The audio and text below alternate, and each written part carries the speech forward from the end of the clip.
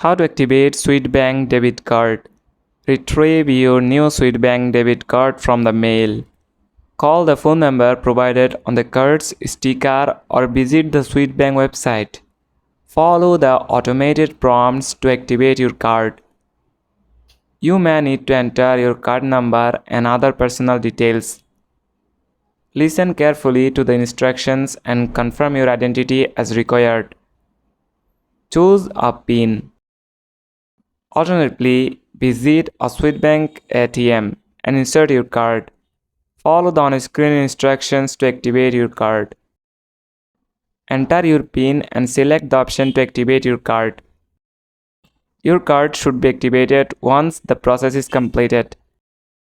Your SWEDBANK debit card is now ready to use for purchases, payments, and withdrawals. That's it. Thanks for watching the video.